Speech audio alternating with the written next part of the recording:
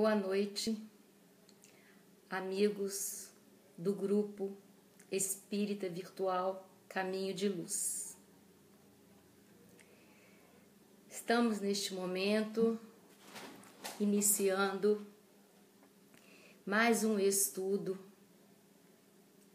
para o qual nós somos convidadas e hoje eu vou falar sobre a Gênese. A Gênese agora no próximo dia 6 de janeiro de 2018 completará 150 anos. E é um livro ainda muito pouco estudado. É considerado um livro difícil de interpretação. Poucas pessoas leem a Gênese sozinha. Normalmente ela é estudada em grupo nas casas espíritas. E o tema que eu vou falar é sobre a geração nova. O último capítulo da Gênese, ele se chama São Chegados os Tempos. Tá? Mas ele se divide em duas partes. A primeira parte são os sinais do tempo. E os últimos itens, a geração nova. São 35 itens que compõem este capítulo. E ele inicia com uma pergunta muito atual, que às vezes é alvo de especulações para provocar, às vezes, até um certo pânico na população, porque este capítulo se inicia com as seguintes palavras: são chegados os tempos, dizem-no de todas as partes, em que grandes acontecimentos se vão dar para regeneração. Então, são chegados os tempos, mas conclui com uma ideia de consolo. Os tempos vão chegar para a regeneração.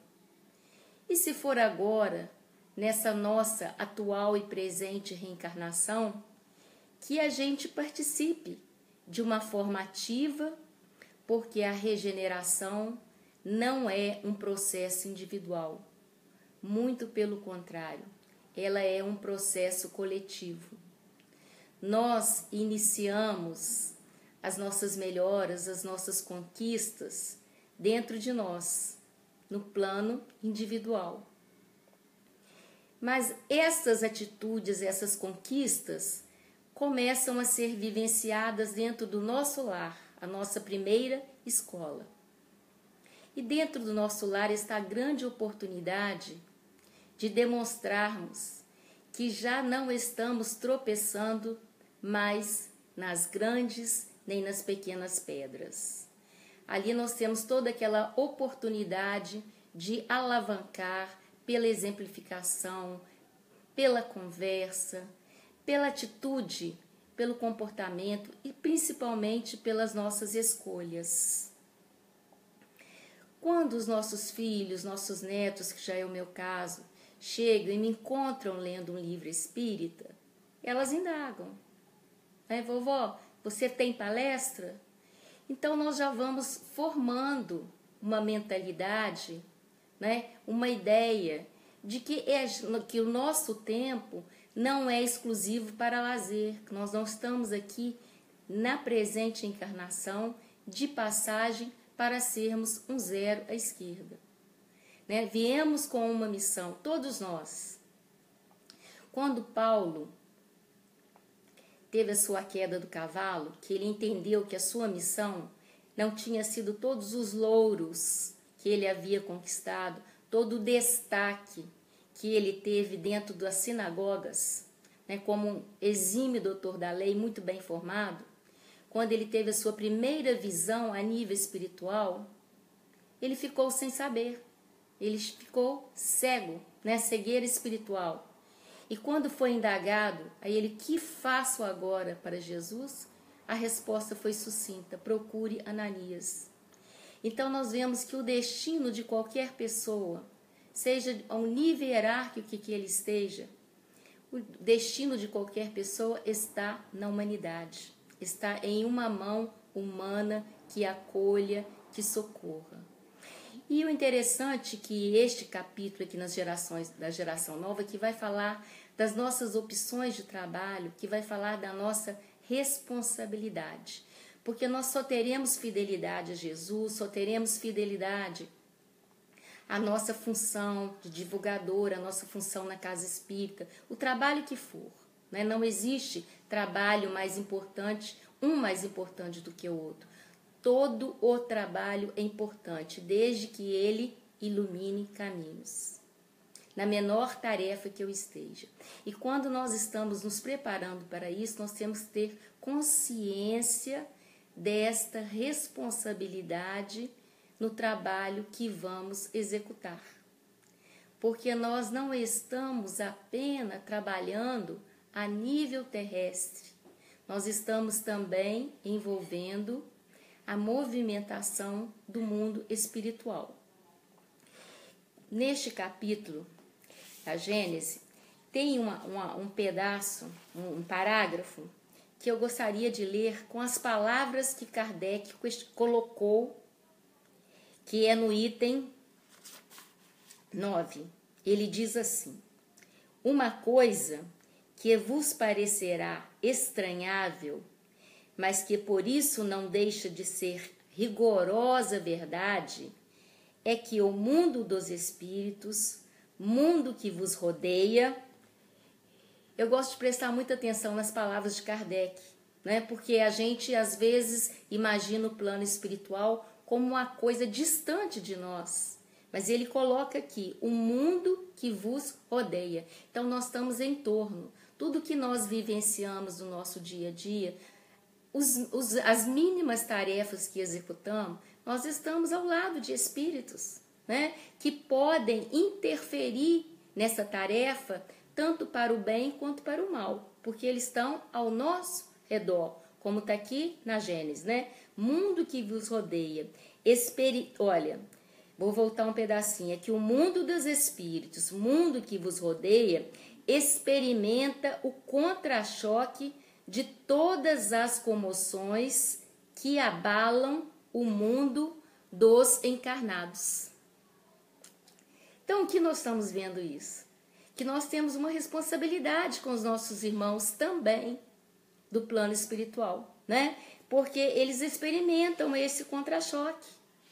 Então, as nossas atividades, se não estiverem bem direcionadas, bem voltadas para o bem, para a responsabilidade, para o trabalho que nos cumpre desempenhar, nós estamos abalando também o plano espiritual. E que responsabilidade a nossa, né? E eu usei também como, para complementar o meu estudo, um trecho pequeno de obras póstumas. Kardec desencarnou em 1869, né? A Gênese publicada em 1868. Em 1866, foi ditado um texto por duas médiuns que estavam entre os achados, né, após a morte de Kardec.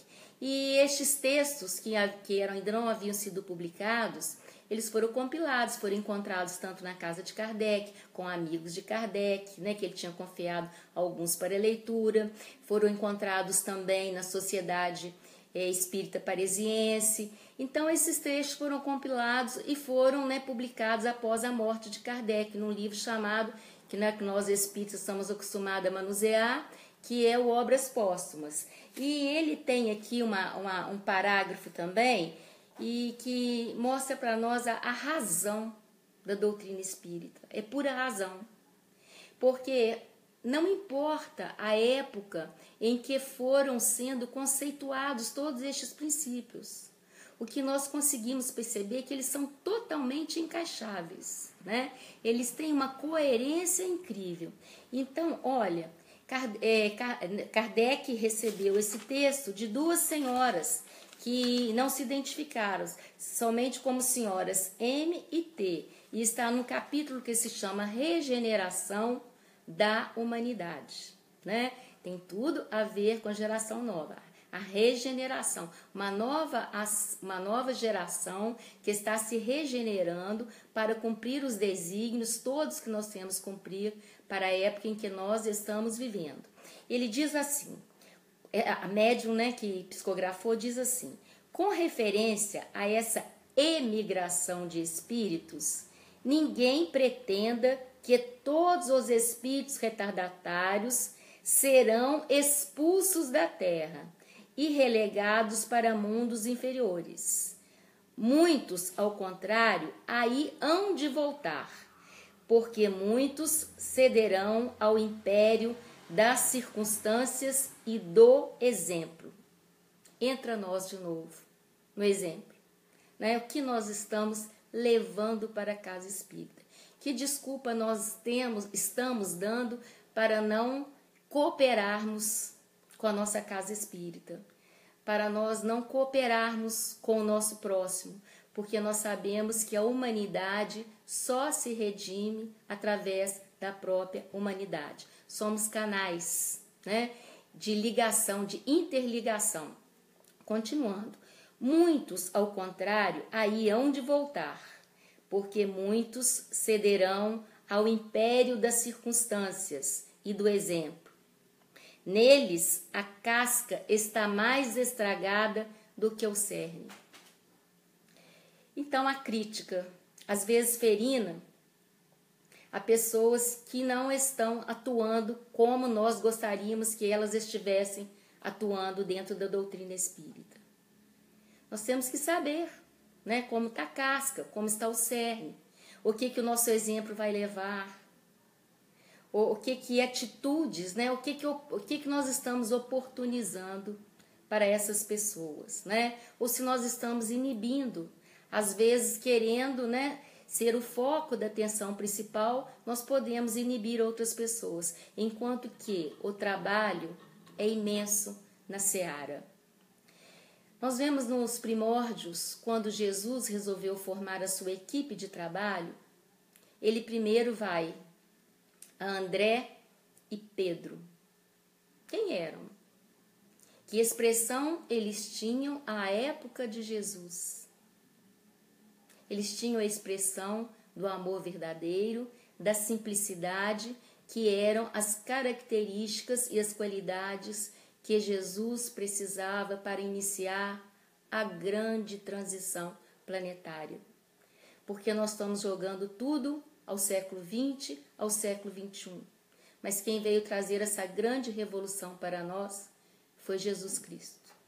Deixou aí o testemunho do seu evangelho, em que nós, que já reencarnamos por diversas vezes, ainda não tínhamos tido acesso à sua leitura, talvez nem interesse, né? E hoje, né, que nós escolhemos para ler?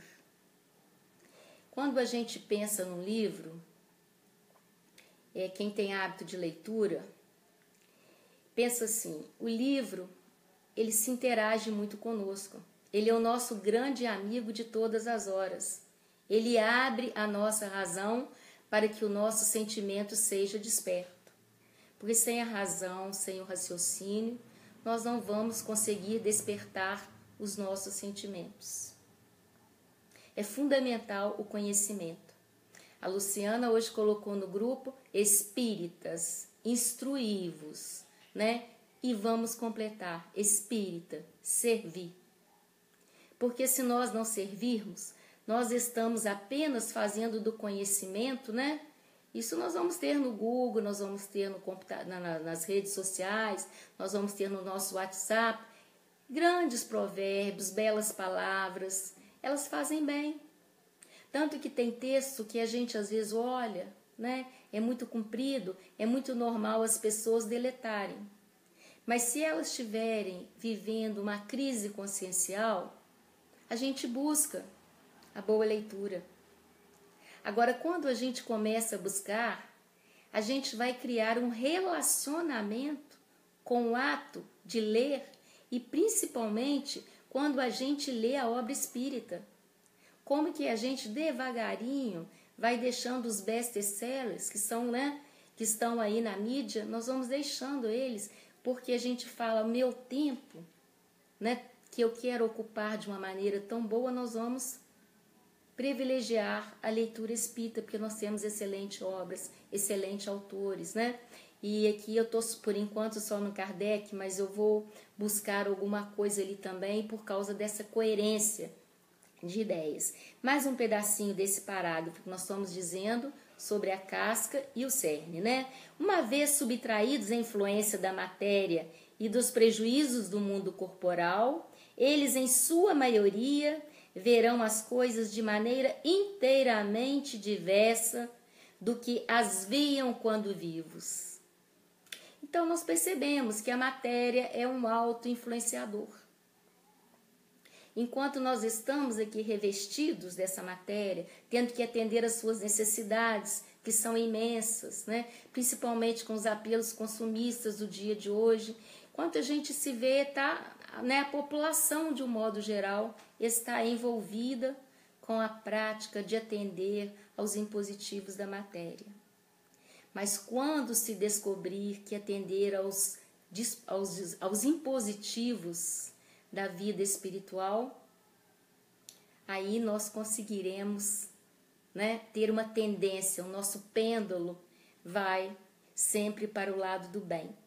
Porque uma vez experimentado o bem e o belo, eles se tornam irresistíveis em nossas vidas. Né? A sensação de bem-estar é porque a nossa participação nessa geração nova é mais ou menos por aí, né? É fazer com que o bem e o bom e o belo frutifique. Mas como? Eu tenho que viver para demonstrar que eu sou uma pessoa que estou adquirindo equilíbrio. Se eu não demonstro, a leitura, o meu relacionamento com o livro não está bom. Porque nós devemos saber, né, que para alguém editar um livro, qual foi o tempo gasto na sua preparação, na sua revisão, na sua edição. Os sentimentos das pessoas que escrevem um livro estão totalmente expostos. E ele vai se expor se for para uma causa nobre, embora nem sempre seja assim, né? Mas esse tipo de literatura não será o que nós vamos buscar, porque nós temos de sobra dentro da doutrina espírita o que, né, preenche o nosso coração. A Joana de Ângeles, com seus pequenos grandes livros, ela tem um que se chama Momento de Coragem, em que ela fala que é para nós tomarmos cuidado com a nossa usina. Que tipo de energia que nós estamos colocando na nossa usina. Porque essa energia que nós estamos colocando é a energia que vai nos mover. Né? São reflexões.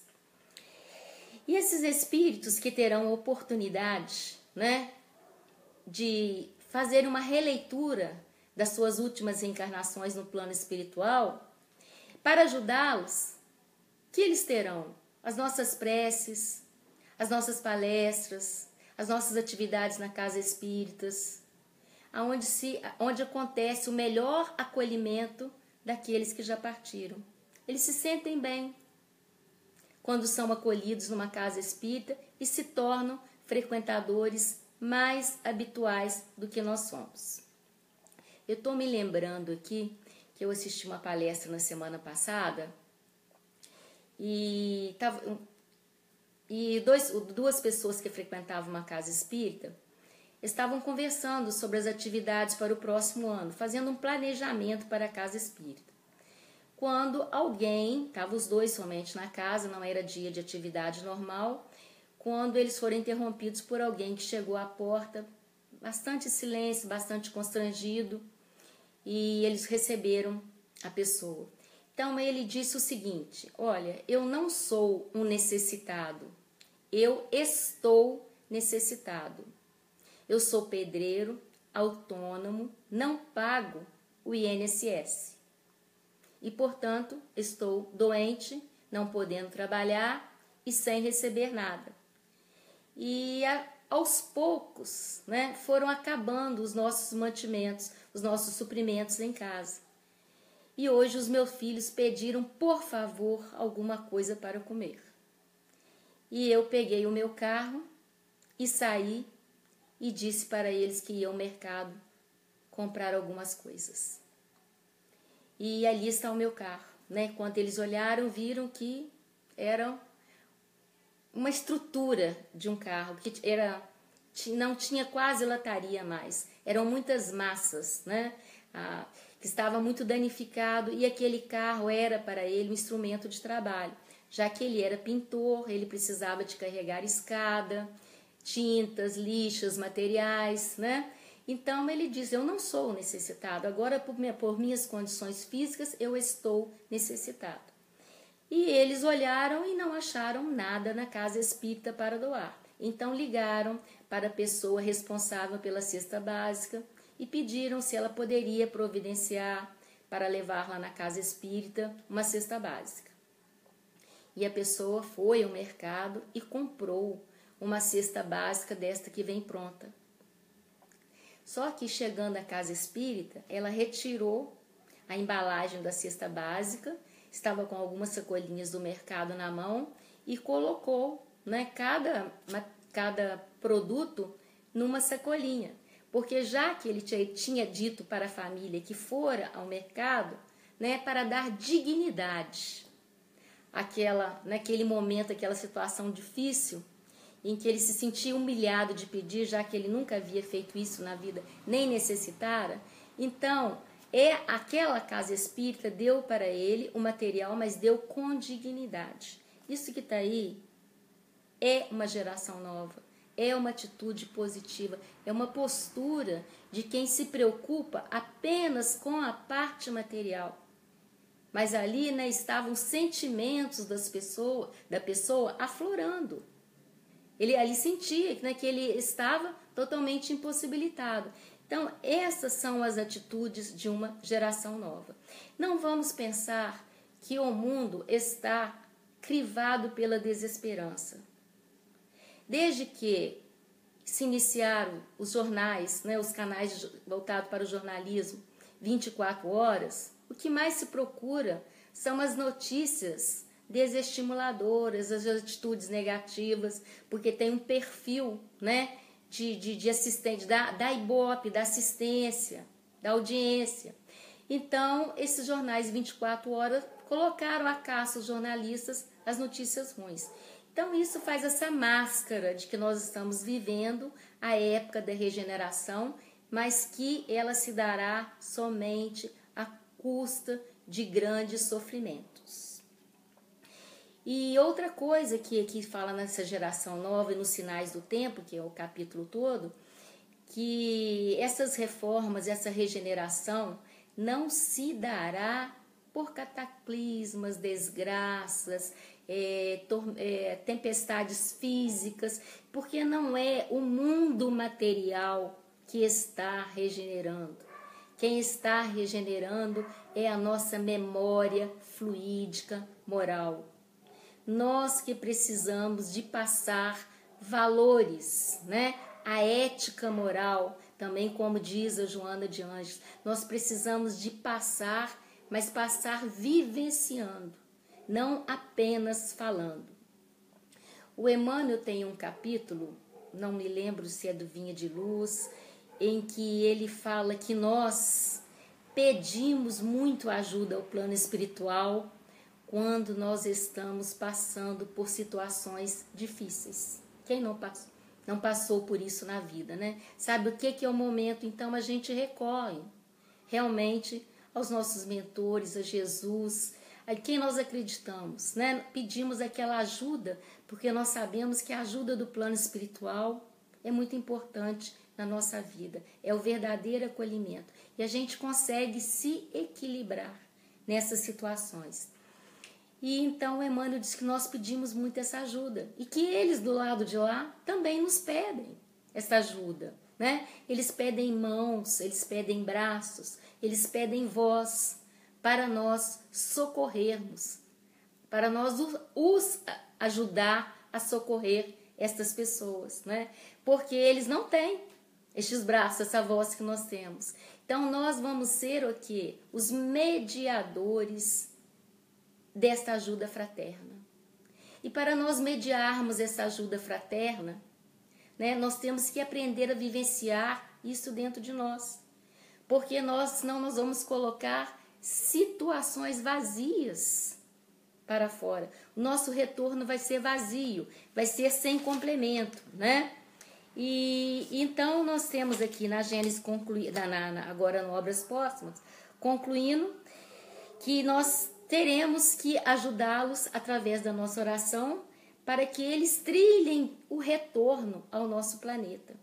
Então aqui já está para nós, né, cravado este consolo. Porque nós estamos no mundo de regeneração. Alguns não poderão permanecer neste planeta. Serão expurgados tal qual já aconteceu em Capela no início da nossa civilização, né? E estes espíritos que por aqui já viveram, mas não conseguiram se livrar dos dois piores vícios, que é o orgulho e o egoísmo, retornarão a mundos inferiores até que estejam aptos a vivenciar e a compartilhar valores no mundo de provas, no mundo de regeneração, né? Quando eles tiverem cumprido todas as suas provas. E nós temos aqui também mais um pedaço, mais um trechinho que eu gostaria de falar sobre ele, que é o seguinte: cabendo-nos fundar a era do progresso moral, a nova geração se distingue por uma inteligência de razão que é inata. Tá? Nós vamos ver nas pessoas, as crianças que estão chegando, que estão reencarnando neste início de século, nós vamos ver nela que as ideias inatas são todas propensas ao bem. Esta a geração que está chegando. A outra que vibra no mal, a geração que está saindo. Por isso, o processo de emigração constante, né? Quando o mundo se situar no patamar da regeneração, não mais aqui habitarão espíritos recalcitrantes, até que eles sejam ajudados, né? Por provas, passem por provas e expiações em mundos, como era o planeta Terra há tempos atrás, né? Ou eles podem, já no plano espiritual, começar a tomar a consciência. Então, não é exílio perpétuo. Por quê? Porque a doutrina espírita é consoladora, porque Jesus é consolador. Quando ele passou isto para nós, ele deixou bem claro, né, que na era da regeneração, ele precisaria muito dos trabalhadores da última hora, que a sua obra não se concluiria sem o nosso trabalho, né? Então, é uma geração precoce, né, que junta ao sentimento inato do bem e a crenças espiritualistas, o que constitui um sinal indubitável de certo grau de adiantamento moral. Daí nós não precisamos de que provem, né? Passe o passaporte para ver se entra no mundo de regeneração. As próprias atitudes, as próprias virtudes falarão por eles. Eu vou pegar aqui um minutinho do livro do Emmanuel, A Caminho da Luz, né, que é o resumo dessa trajetória dessa geração nova. Aqui mostra todos os nossos percalços, todas as guerras em vãs que nós lutamos por ela, levando à frente, né, um crucifixo, como se estivesse defendendo Jesus, enquanto estávamos lá a defender os interesses próprios, né? Então, o Emmanuel, no penúltimo capítulo desse livro, ele tem um capítulo, né, que eu não vou ler, que eu vou só deixar como recomendação, o Evangelho e o Futuro, porque ele mostra, né, que Jesus iniciou lá atrás, né, que a força que o Evangelho traz para nós não é só a luz de fogos de artifício, mas é a verdadeira claridade que vai nos levar ao caminho total da recuperação e da regeneração. E aí vem a nossa atitude de como nós agimos e como nós interagimos dentro da nossa casa espírita, né? A evolução é escolha, tá? O nosso encontro com a divindade dá-se no encontro com o próximo. Então, nós somos pura atitude, somos pura razão, somos puro estudo, somos pura adesão para nós concluirmos a nossa jornada evolutiva conforme foi traçado para nós. Então, não depende de ninguém. Jesus não trouxe a salvação pronta para nenhum de nós. Nós somos todos criados simples e ignorantes. O início igual, o ponto de partida, a largada da corrida igual para todos, né? O ponto de chegada, espíritos puros, né? Mundo evoluídos, mundos ditosos, igual para todo, determinístico, fatal. Todos nós chegaremos lá. Agora, qual o tempo dessa nossa jornada? Início do simples ignorante a espíritos puros. Aí a escolha é nossa. Aí a decisão é nossa. Em qual time nós estamos incluídos? Nós estamos aderindo a essa geração nova, que chega aqui com a disposição total, né? Que nos permite fazer a nossa escolha, porque olha o nosso livre-arbítrio.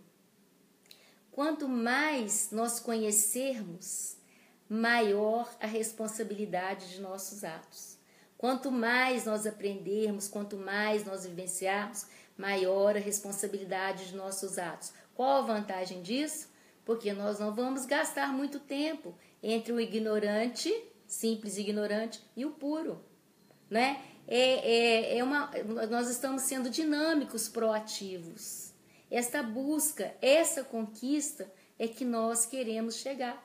Esse é o nosso objetivo. A regeneração da humanidade não exige, portanto, absolutamente a renovação integral dos espíritos, né? Porque nós não conseguiremos a renovação integral em tão pouco tempo.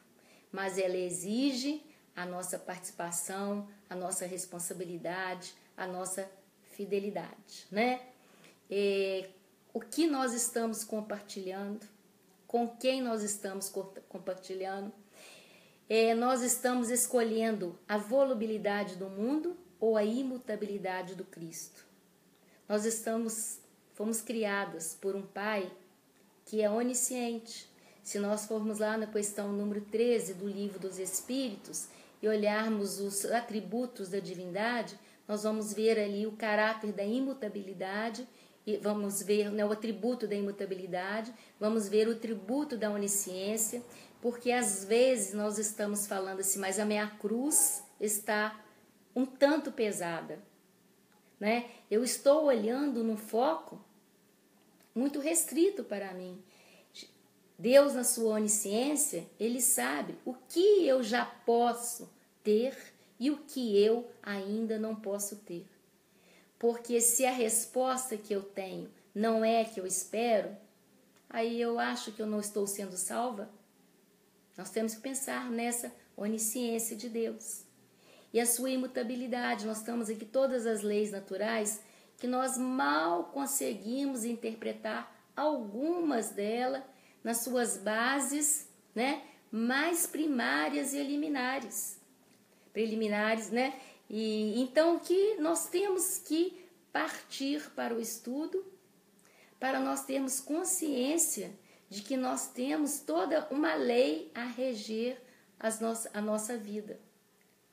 A vitória vai ser nossa quando nós começarmos a priorizar as boas escolhas.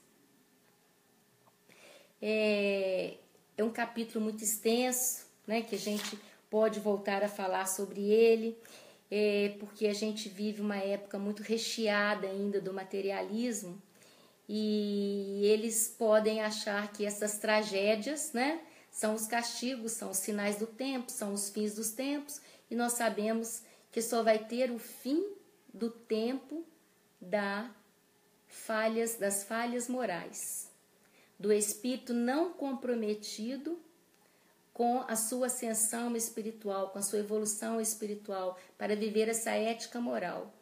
Para este tipo de espírito que ainda vibra nas atividades inferiores, aí sim, essa vida moral, né, que ele não consegue vivenciar ainda no nosso planeta, para ele sim será extinta.